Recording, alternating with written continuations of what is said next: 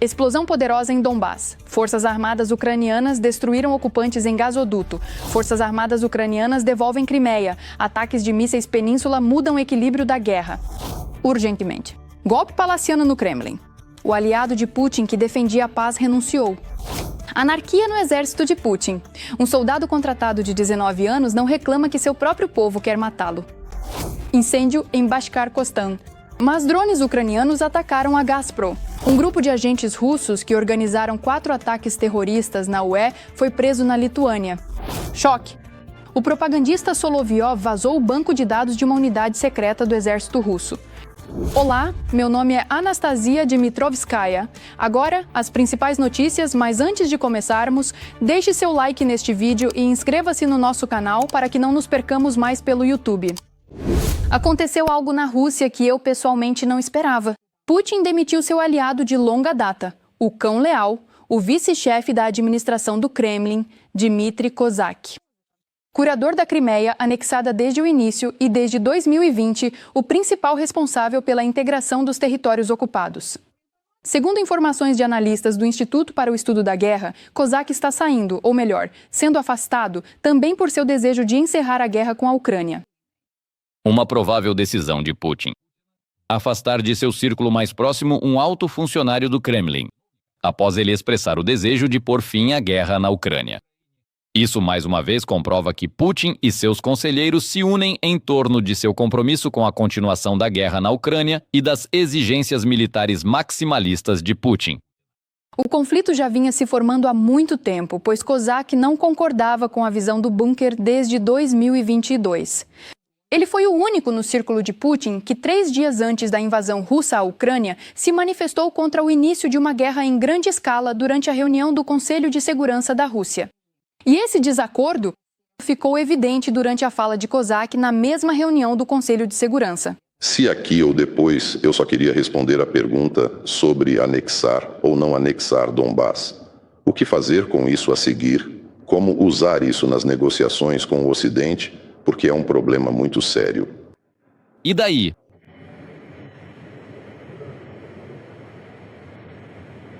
Vamos nos limitar por enquanto à sua fala apenas para este momento. Está chegando ao fim. Demissão. A demissão de Kozak já foi confirmada pelo porta-voz de Putin, Dmitry Peskov, que disse que ele saiu por vontade própria.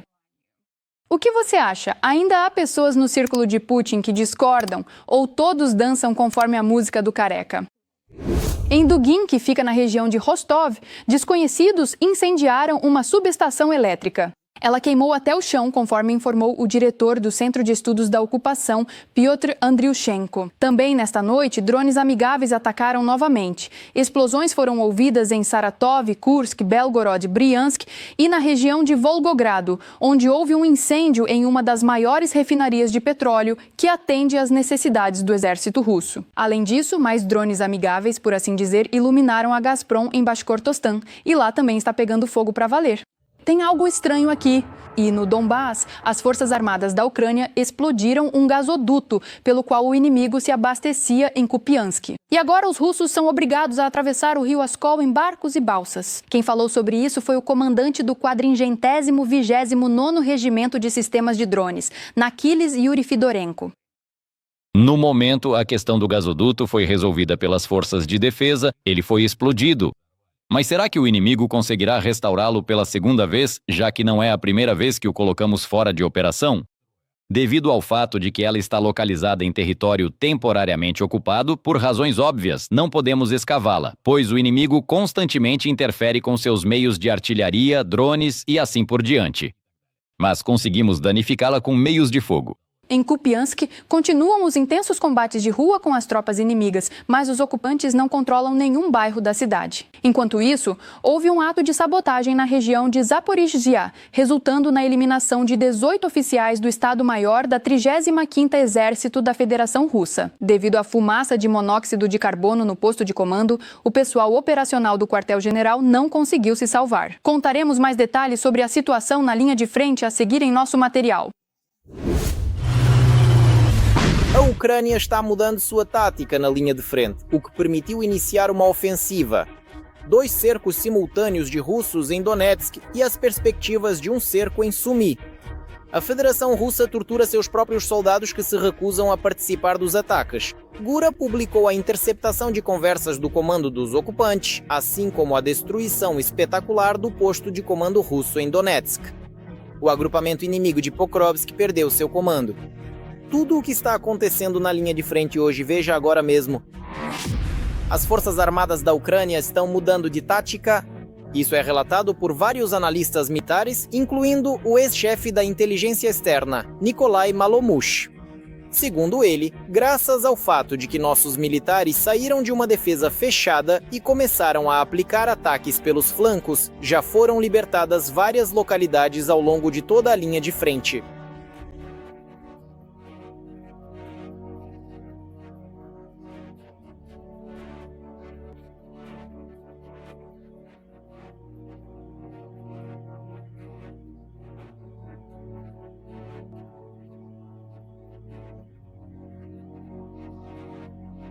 É muito importante que a nova tática nos permitiu agir de forma inesperada para o inimigo. Ele não conseguiu concentrar grupos de ataque nem construir linhas de defesa. Ele, aliás, não está acostumado a se defender de forma sistemática. Por isso, os novos elementos no nosso trabalho já permitem alcançar, por enquanto, resultados táticos setoriais. Mas eles são sensíveis. Antes de tudo, vale destacar o avanço das Forças Armadas da Ucrânia na região de Donetsk, que continua sendo o principal alvo dos ataques da Rússia. Apesar do agrupamento inimigo de mais de 100 mil soldados, os analistas observam que as forças de defesa conseguiram libertar um assentamento lá e, ao mesmo tempo, organizar 2 cercos de unidades inimigas. Os militares ucranianos libertaram a vila de Pankovka, na região de Donetsk, apertando ainda mais o cerco aos remanescentes do saliente de Dobropolye. Segundo dados preliminares, os soldados russos ao norte já estão cercados. Lá se formaram 2 anéis de cerco, onde a infantaria é abastecida pelo ar com drones. As tentativas infrutíferas de ajudar suas unidades a sair desses bolsões acabaram beneficiando também nossos combatentes, que lutam na direção mais quente dos últimos meses, em Pokrovsk. Afinal, hoje a Rússia é forçada a dispersar suas forças e reduzir significativamente a pressão sobre os bairros do norte da cidade. Pokrovsk hoje não está claro que para os russos era o objetivo número 1. Durante essa ofensiva, consequentemente, hoje ela não foi alcançada. Assim como, bem, provavelmente de modo geral, é preciso falar sobre a aglomeração Pokrovsk-Mednogradsk, que retardou o avanço do inimigo. Lembro que aqui lutam principalmente o 51º Exército de Armas Combinadas da Federação Russa, reforçado por um grande número de unidades que já chegaram, inclusive, da região de Sumy. Depois foram transferidas para Zaporizhia, mas lá não permaneceram, pois era necessário com urgência prestar socorro e hoje tentam fazer isso, aquelas unidades que conseguiram realizar esse flash mob em Dobropolye. Além disso, outro apoio para nossos combatentes em Pokrovsk na véspera foram as forças aéreas, que atacaram com bastante sucesso um posto de comando em Donetsk. As imagens da destruição do quartel-general russo já se espalharam pela internet. Está claro que os ataques não foram aleatórios exatamente nessa direção. Em primeiro lugar, em Donetsk, realmente estavam reunidos o quartel-general e o comando justamente daquelas unidades e formações do exército que de fato estão lutando na direção de Pokrovsk. Consequentemente, entendemos que, ao deixar essas tropas sem comando, será necessário um tempo para nomear responsáveis, mesmo que seja apenas para designar interinos. Ou seja, de qualquer forma, perde-se o fio do comando. Enquanto isso, o comando ucraniano observa que o Kremlin pode, em breve, mudar sua tática, especialmente nas batalhas por Pokrovsk. Pequenos grupos de assalto que durante todo o verão tentaram capturar esse ponto de apoio não obtiveram o resultado desejado. Por isso, Moscou pode abandonar ideias estratégicas em favor de intensificar os habituais ataques de carne de canhão. Cobertura de gírias, você se lembra, falamos sobre pelo menos 3 direções. Uma tentativa de contornar e cobrir Pokrovsk, Mirnograd e Konstantinok. Assim, teríamos quase que ir para a retaguarda e ocupar essas cidades. Acredito que o inimigo não atingirá seu objetivo. Hoje é bem possível, inclusive pela primeira vez, usar o componente mecanizado. E, consequentemente, talvez até atacar de frente. mas há cada vez menos russos dispostos a atacar de frente. Na principal diretoria de inteligência, relataram que o número de desertores nas unidades dos ocupantes aumentou significativamente. Ao mesmo tempo, o comando russo decidiu que esses soldados seriam ou executados ou torturados. Pegaram. Achei que não pegariam. Em breve, de novo. Logo você participará de batalhas ferozes. Só que ele estará com as mãos e os pés quebrados.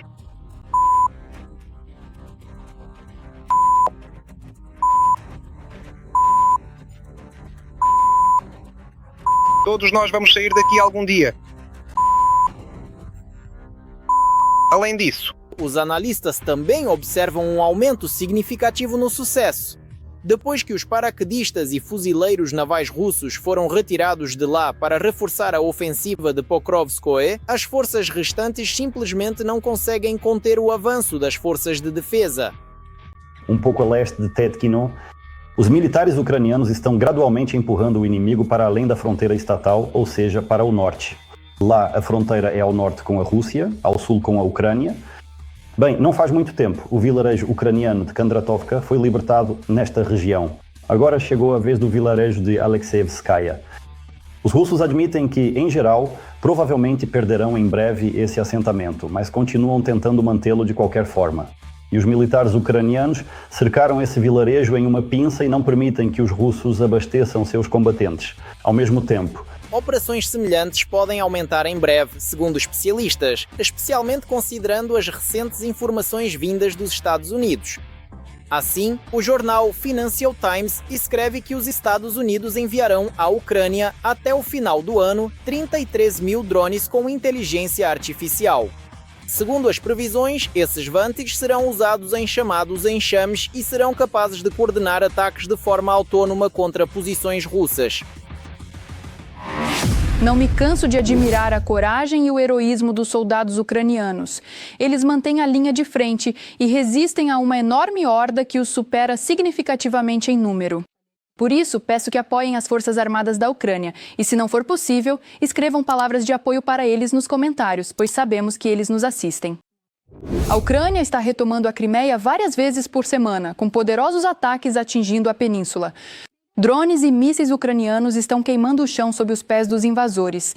Qual é a situação na península ocupada pelos russos? A seguir em nossa reportagem. Crimeia sob mira. A península temporariamente ocupada está no centro das atenções dos serviços especiais ucranianos.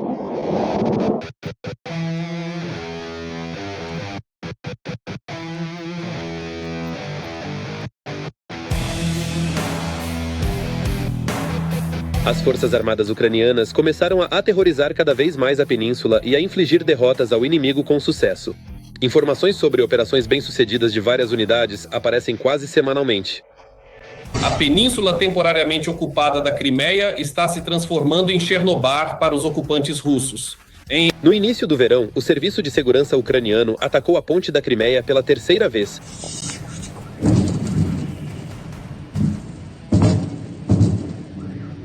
Os suportes subaquáticos foram severamente danificados ao nível do mar. Isso foi facilitado por 1.100 quilos de explosivos. De fato, a ponte estava em estado de emergência. E então, drones amigáveis das Forças Armadas da Ucrânia visitaram a base aérea dos invasores russos em Gvardeyskoye, perto de Simferopol, onde conseguiram atingir com sucesso 2 helicópteros inimigos Mi-8. O valor estimado deles chega a 30 milhões de dólares. O rebocador russo também foi atingido. Navios russos também estão na mira dos serviços especiais ucranianos.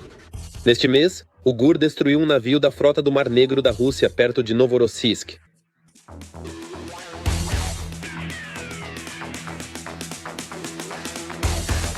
As Forças Armadas da Ucrânia atingiram um navio que os russos colocaram em operação em 2015. Seu valor é de cerca de 60 milhões de dólares.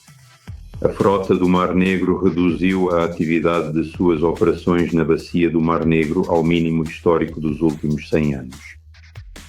Isso é uma das confirmações mais claras do sucesso da operação das Forças de Defesa da Ucrânia. No comando principal da Rússia, Defesa da Ucrânia e Forças de Operações Especiais. No momento da destruição dos meios flutuantes da frota do Mar Negro, No total, graças à ação bem-sucedida das Forças de Defesa da Ucrânia e das Forças Armadas ucranianas, cerca de 35% dos meios flutuantes da frota do Mar Negro foram destruídos. E aqui, forças especiais atingiram um complexo russo de radar pertencente ao sistema de defesa aérea S-400, 3U.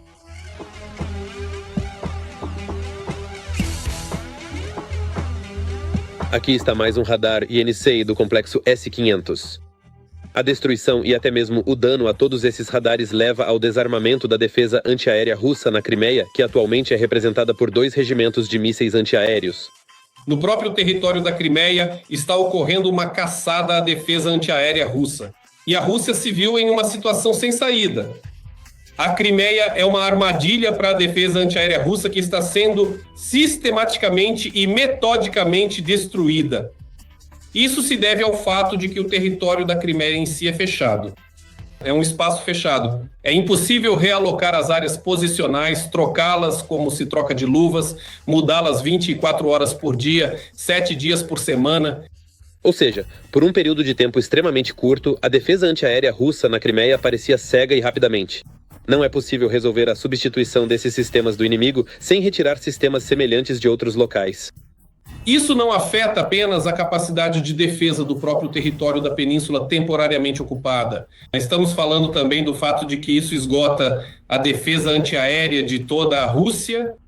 Ou seja, no próprio território da Federação Russa, a destruição dos sistemas de defesa antiaérea não é um fenômeno tão sistemático e constante.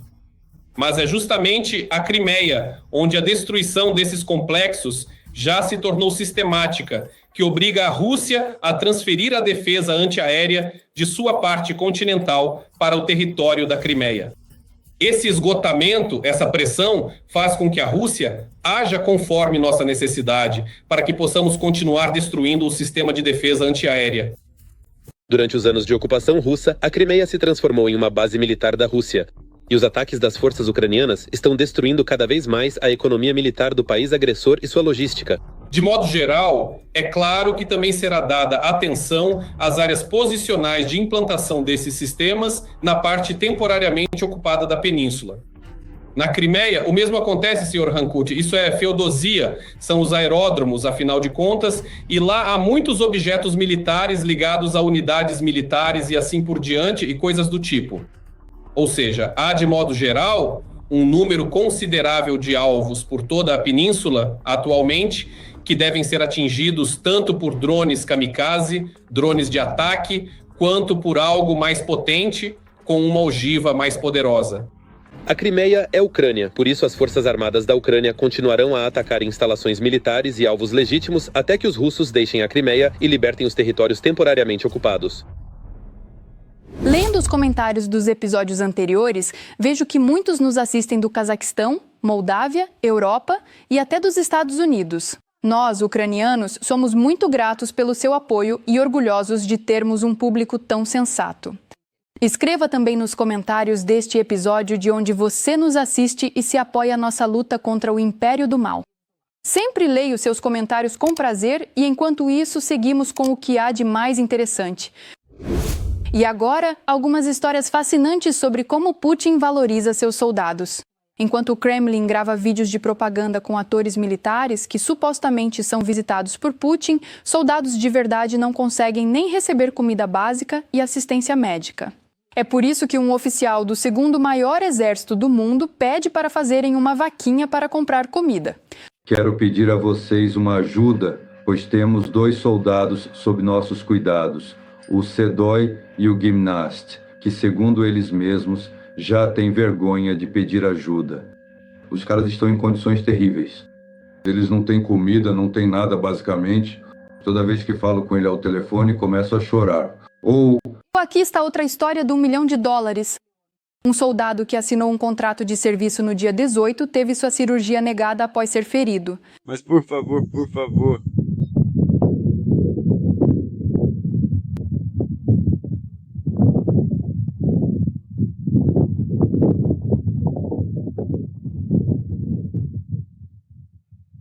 Eles escrevem que está tudo normal e que está tudo bem depois da lesão.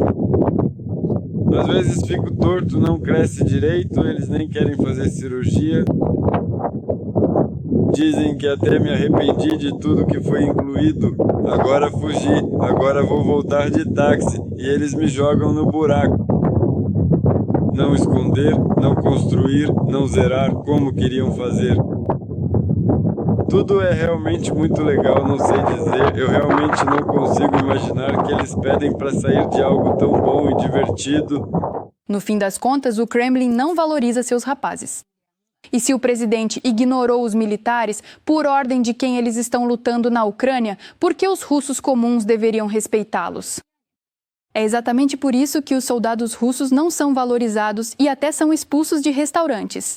E hoje, neste belo dia, eu e minha querida esposa, juntamente com um amigo, estamos desfrutando de um agradável passeio pela encantadora cidade de Krychy. E a situação é a seguinte: acontece que os rapazes que estão de uniforme militar, que serviram e continuam cumprindo seu dever militar em nosso país, o prefeito da nossa cidade deu uma ordem em Krychy, na nossa querida cidade, para não deixar entrar em nenhum café quem estiver de uniforme militar. E agora, estando na movimentada rua Teatral Naia, ao tentar entrar em um café local, fomos surpreendidos e não nos permitiram a entrada, especificamente porque eu estava usando calças de estilo militar, que eram de cor caqui e tinham bolsos utilitários, e também um boné simples que complementava o visual, o que aparentemente não estava de acordo com o código de vestimenta do estabelecimento. Disseram a mesma coisa para nós, que não poderíamos entrar nem ali, nem em nenhum outro café, nem no terceiro, nem no quinto. Ou seja, hoje o prefeito da nossa cidade fez isso. Nossa participação em Krychy nos colocou em uma situação em que aqui não somos ninguém e ninguém se importa conosco. Essa é a dura realidade. Os heróis de Putin não são necessários para ninguém. Ontem, drones amigáveis atacaram mais uma instalação energética russa, foi intenso, em Bashkortostan, que fica a 1.400 quilômetros da Ucrânia. Cada ataque a uma refinaria de petróleo, apesar das garantias das autoridades, atinge o Kremlin de forma muito dolorosa e principalmente o orçamento. Mas hoje não vamos falar sobre as consequências globais dos ataques à infraestrutura energética, e sim sobre a gasolina comum, ou melhor, sobre a sua falta. Segundo a mídia, sérios problemas com a gasolina já estão sendo enfrentados nas regiões de Rostov, Voronezh e no Krai de Krasnodar. Nos postos de combustível das regiões, em vez do preço da gasolina, aparecem zeros.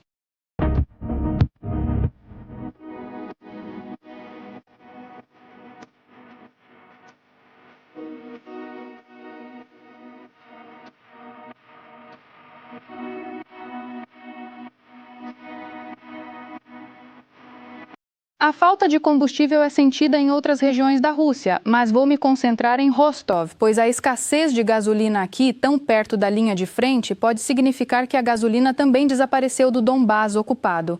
Como a Rússia, com o status de principal posto de gasolina, chegou a esse ponto, contaremos a seguir na reportagem.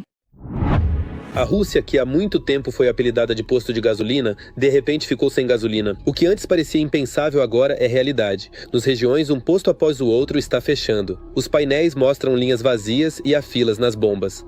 As redes independentes estão desaparecendo, as grandes ainda resistem, mas mesmo nelas, cada vez mais é difícil encontrar a gasolina habitual ou até mesmo diesel.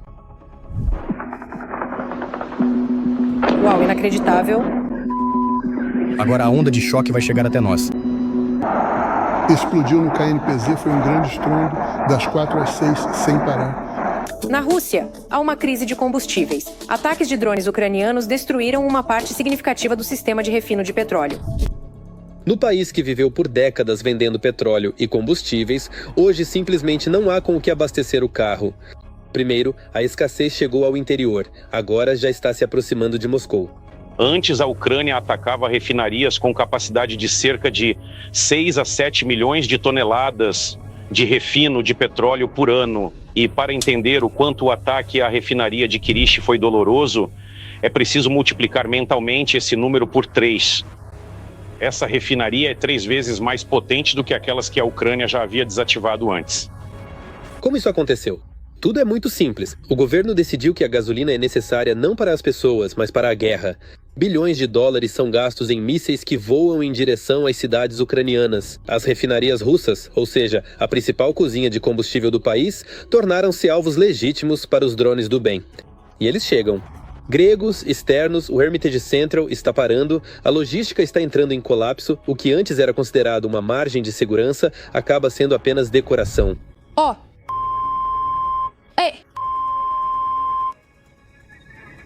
Ei! E a bomba? O que tem aí? Sim, ele está voando. Ele merece nossa casa. Mas não estamos na trajetória, só isso. Trabalhos de reparo.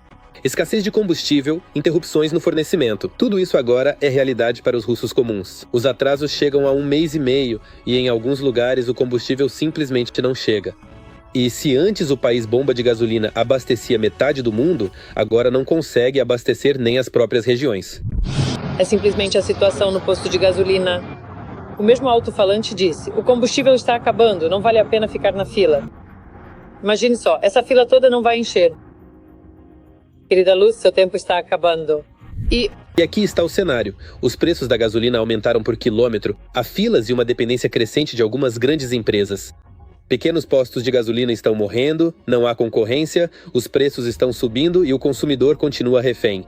Claro, né, eles estão furiosos, tentam levar sua indignação às autoridades, dizendo: façam alguma coisa, vocês têm que fazer algo. Para que serve o exército, para que serve a defesa aérea, é preciso agir.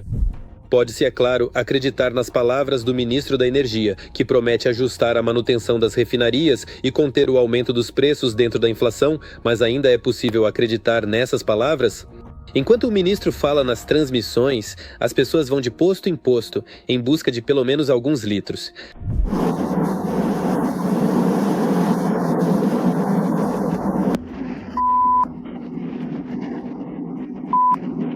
Essas dificuldades temporárias são uma consequência direta da guerra. A Rússia gasta recursos para destruir um país vizinho, mas está se destruindo por dentro.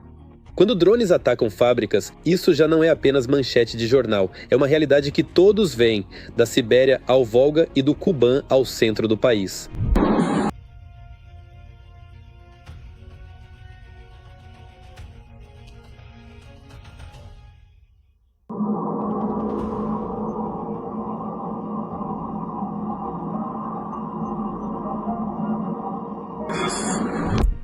A ironia é que o Kremlin passou décadas chantageando o mundo com petróleo e gás e agora se deparou com sua própria arma.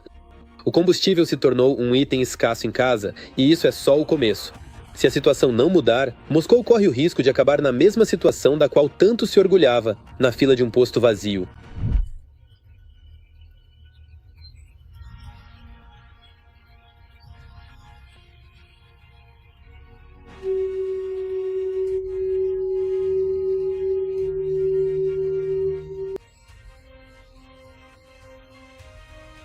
Não havia nenhum disponível. Espero que isso seja apenas temporário por causa da situação.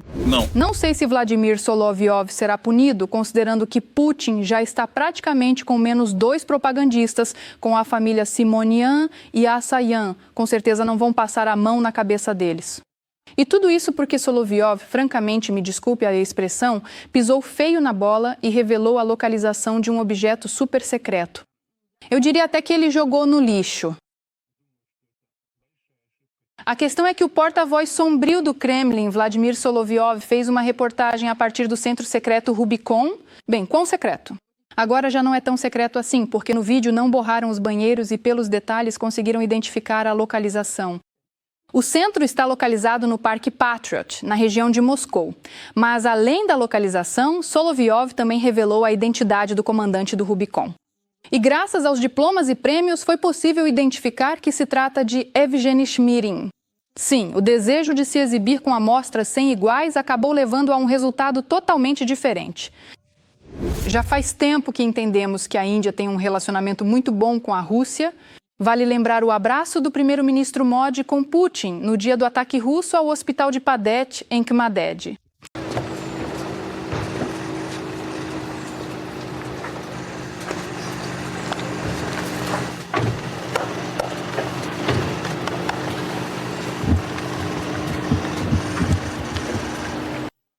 muito sobre as relações entre os países também revela o fato de a Índia ser uma importadora do petróleo asiático. Mas isso não foi suficiente e Nova Delhi decidiu aprofundar ainda mais as relações com Moscou, chegando ao ponto de, segundo a publicação TASS, militares indianos participarem de exercícios russo-bielorrussos na Bielorrússia.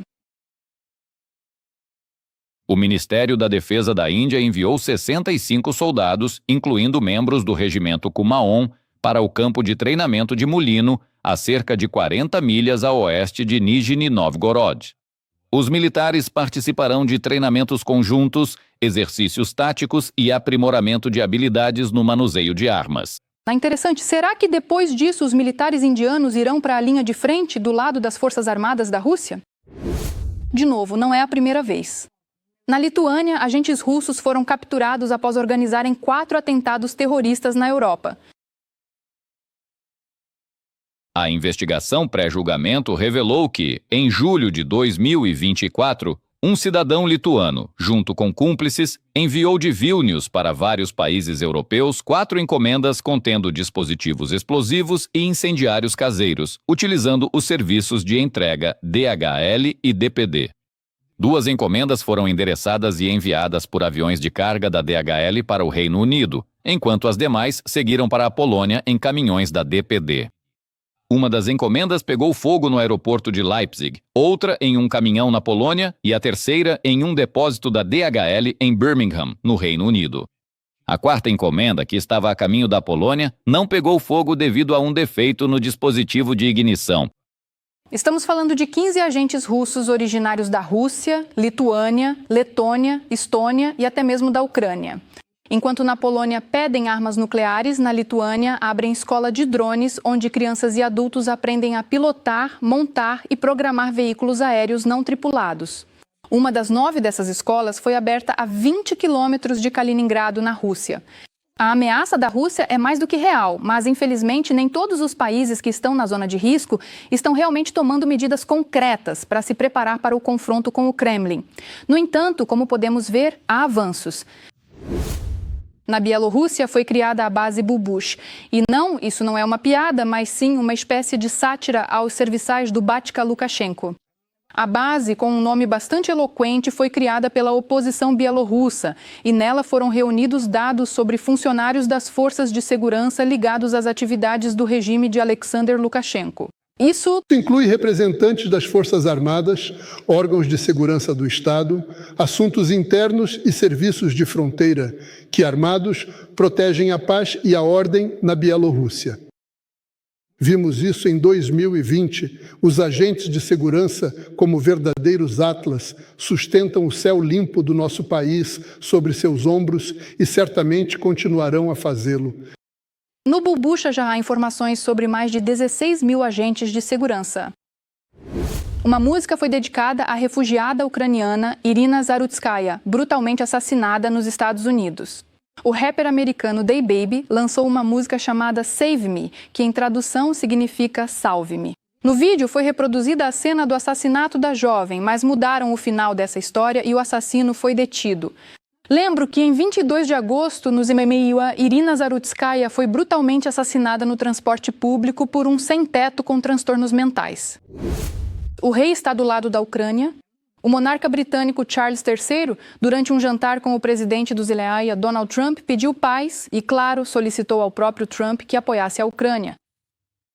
Hoje, quando a tirania volta a ameaçar a Europa, nós e nossos aliados nos unimos em apoio à Ucrânia para conter a agressão. Trump assentiu às palavras do rei, mas nunca duvidamos do apoio da Grã-Bretanha, seja do governo, seja da família real. O governo do Zelensky aprovou pela primeira vez o envio de ajuda militar à Ucrânia, paga pelos aliados da OTAN. Isso foi relatado pela agência Reuters, citando 2 fontes. Segundo a agência, o vice-ministro da Defesa, Elbridge Colby, aprovou 2 envios no valor de $500 milhões. Todos os detalhes são conhecidos pelos nossos jornalistas. Os NEUA aprovaram os primeiros envios de armas financiados pela OTAN para a Ucrânia, embora até 2 meses atrás isso fosse apenas assunto de conversas. Não vamos pagar nada por isso, mas vamos enviar armas. Isso será um negócio para nós.